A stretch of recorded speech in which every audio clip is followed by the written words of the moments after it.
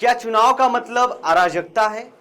क्या वोट डालने का अधिकार मतलब दूसरों की आरक्षित सीटों पर कब्जा करना है?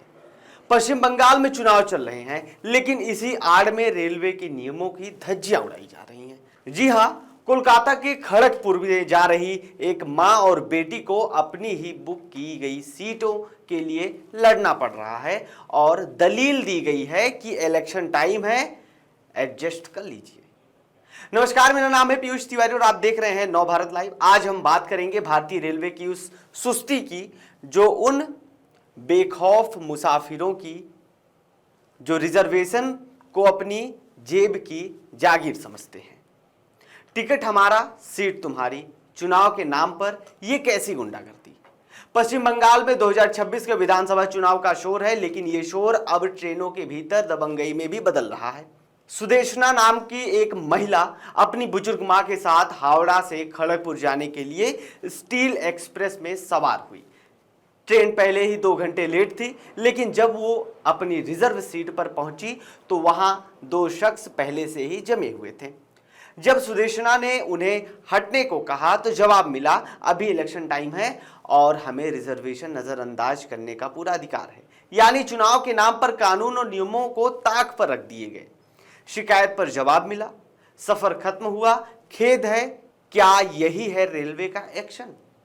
दरअसल मामले ने तूल पकड़ा तो सोशल मीडिया पर रेलवे को टैग किया गया, रेलवे सेवा में जवाब दिया, खड़गपुर डिवीजन को संज्ञान में लेने का आदेश हुआ और लेकिन जो इसका नतीजा निकला, ढाक के वही 3 पात, एक कहावत है जो कही गई है, उसी के हिसाब से जब यात्रा पूरी हो गई उस व्यक्ति की तो रेलवे का आधिकारिक जवाब आता है कि पीएनआर के अनुसार आपकी यात्रा पूरी हो चुकी है, सुविधा के लिए हमें खेद है।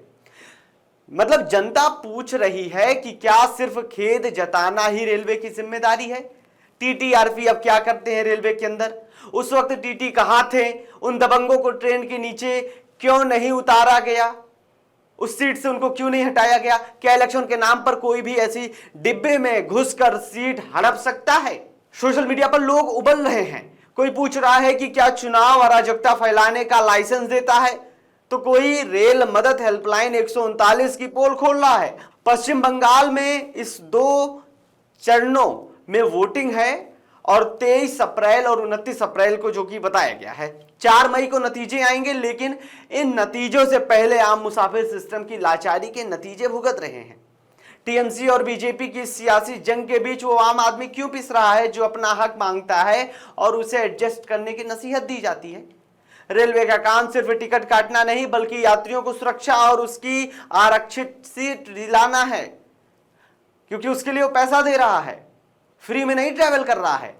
और अगर चुनाव के नाम पर कोच में घुसकर कोई दबंगई करेगा और रेलवे सिर्फ खेत जताकर पल्ला झाड़ लेगी तो आम आदमी खुद को सुरक्षित कैसे महसूस करेगा?